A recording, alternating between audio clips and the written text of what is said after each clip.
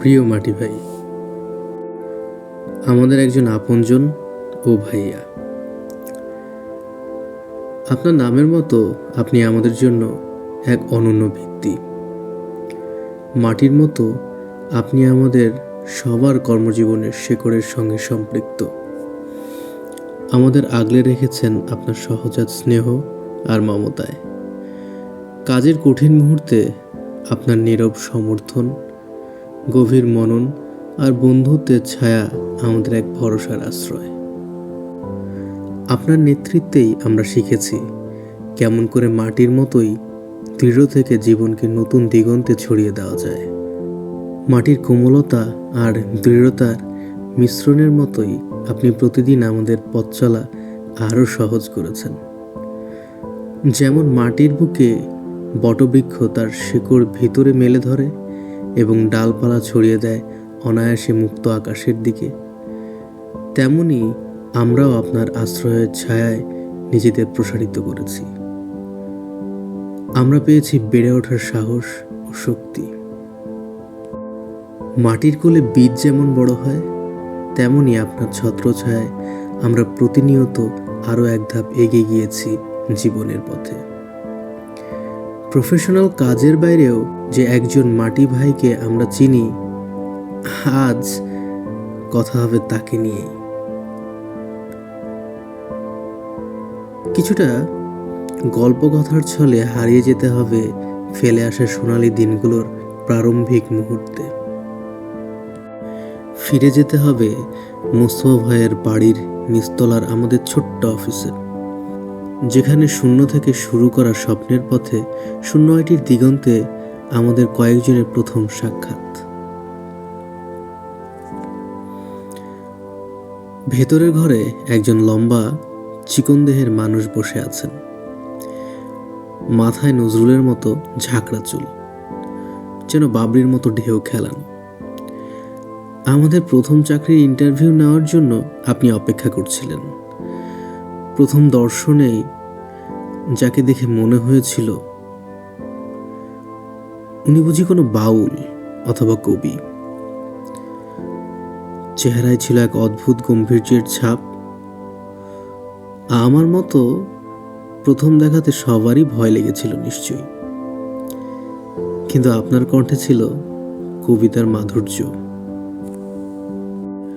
এমন একজন মানুষ যিনি আমাদের শুধু ইন্টারভিউ নেননি, বরং আপনার উপস্থিতি দিয়েই বন্ধুত্বপূর্ণ কথার মাঝে আমাদের মনে এক নতুন দিগন্তের সূচনা করেছিলেন।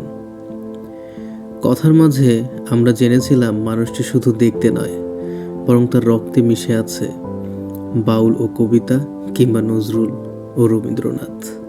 সাহিত্যপ্রেমী একজন অফিসের বস, যাকে কখনো আমরা স্যার বলে ডাকিনি, মাটি ভাই বলে ডাকাতেই যার ভালো লাগা, ভালোবাসা। এখন ভাইয়া বলতে আমরা এক নামে যাকে চিনি, তিনিই আমাদের প্রিয় শাহাদাত হোসেন মাটি ভাইয়া। আপনি এই বছর কয়েকের পথ চলায় নানা রকম চড়াই উতরায় পেরিয়ে এতটা দূর আমরা এসেছি আপনার ছত্রছায়ায়। দিন যত গড়িয়েছে, শূন্য আইটি ধীরে ধীরে এগিয়ে গেছে নিজ গন্তব্য ও লক্ষ্যের দিকে। সময় ও প্রফেশনাল লাইফস্টাইলের সাথে তাল মেলাতে গিয়ে বদলে গেছে অফিসের ফ্লোর থেকে অফিসের দেয়াল, টেবিল থেকে বসার চেয়ার অবধি। এখন আর মোস্তফা ভাইয়ের বাসার নিচে আম গাছের ছায়ায় দাঁড়িয়ে চাবির জন্য অপেক্ষা করে না শারমিন আপু, তাপসী আপু কিংবা মিম আপু। এখন খোলা জানালার রোদ ও বাতাসের ছোঁয়া আমাদের স্পর্শ করে যায়। বাতাসে দোল খাওয়া পর্দাগুলির মতো আমাদের স্বপ্নগুলো এখন চোখের পলকে দোদুল্যমান অনেক বড় কিছু আশার আলোয়। বদলে গেছে সময়, শুধু বদলাননি আপনি ও আপনার সাথে আমাদের আত্মার সম্পর্কিত যে সম্পর্ক, যার মনোভাব আজও অটুট ও দৃঢ়। যেতে নাহি দিব হায়, তবু যেতে দিতে হয়। এই লাইনটার মতোই বৈবাহিক সূত্রে শারমিন আপু আমাদের থেকে দূরে আছেন, কিন্তু আজও যখন আমাদের মাঝে তাকে স্মরণ করা হয়, তখন সবার আগে মাটি ভাই আপনিই বোধহয় বেশি ইমোশনাল হয়ে যান। আমাদের অফিসের প্রথম মেম্বার, যার কথা এত সহজে ভোলার নয়।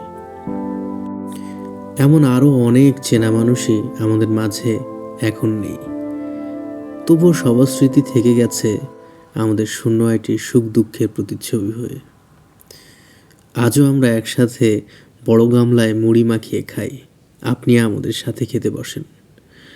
আজও যখন খাবারের আয়োজন হয় আমরা সকলেই একসাথে মেঝেতে বসে খাওয়া দাওয়া করি, আপনি আমাদের সাথে বসেন।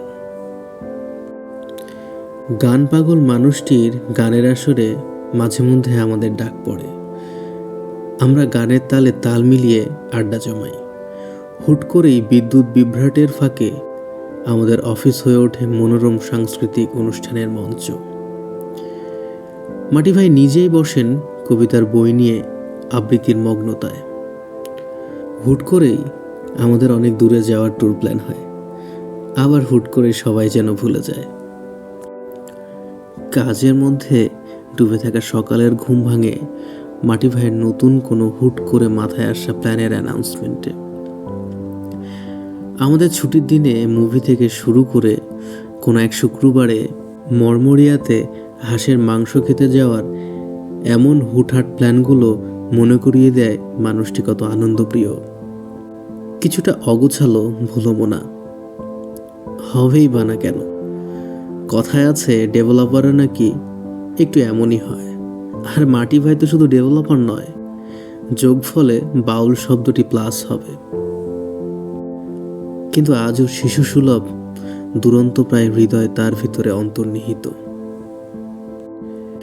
এত সব ভীষণ আবেগ মিশ্রিত স্মৃতি খণ্ডনের মাঝে আজকে আপনাকে একটা গোপন কথা বলি ভাইয়া, শুনে ভুলে যাবেন প্লিজ। আপনাকে আমরা ঠিক যতটা শ্রদ্ধা করি ও ভালোবাসি, ঠিক ততটাই ভয় পাই।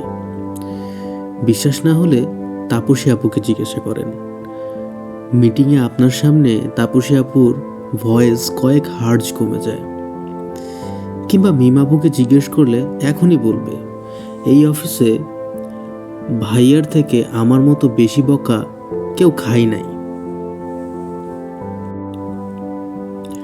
রাজ্জাকের পাগলামি কথাবার্তা বাদ দেন তো।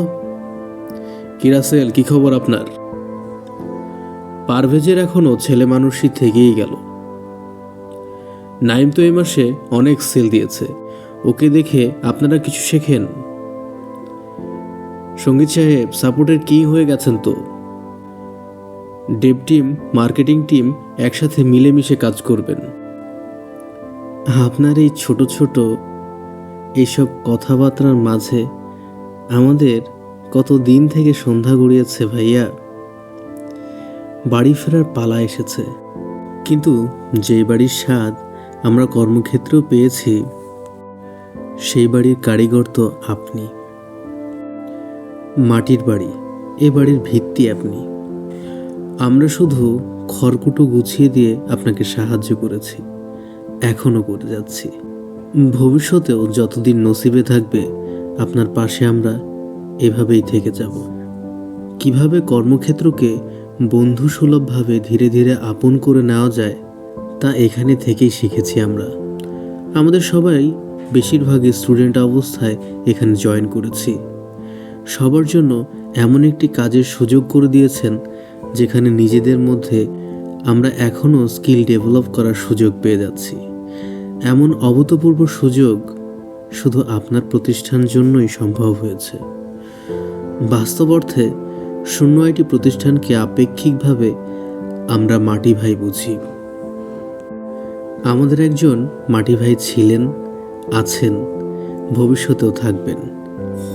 আমরা থাকি বা না থাকি, এই মাটির বাঁধন সফটওয়্যারের মতো আমাদের স্মৃতিতে সোর্স কোড হয়ে থেকে যাবে। এ বাড়িতে রোজকার মতো ফেরা হবে না হয়তো এক সময়, কিন্তু বারবার ফিরে আসবো মনের ভাবনায়, স্মৃতির অথৈ সাগরে ডুব দিয়ে।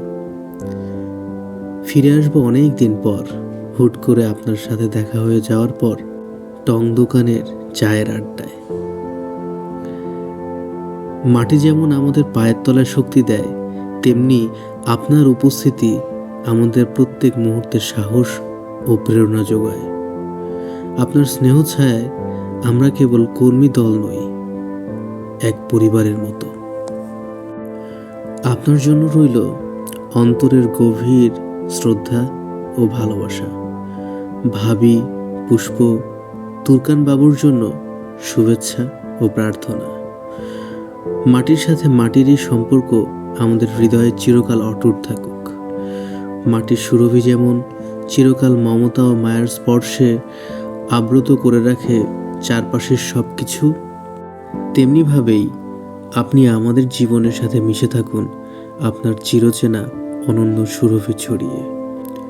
আমাদের জীবনগাথার এলোমেলো কবিতা সমগ্রের এক নিখুঁত কবিতার পঙ্গক্তি হয়ে, আমাদের কর্মজীবনের স্বপ্নের ভিত্তি হয়ে। ইতি। নাম জানাতে অনিচ্ছুক আপনার এই পরিবারের সদস্য।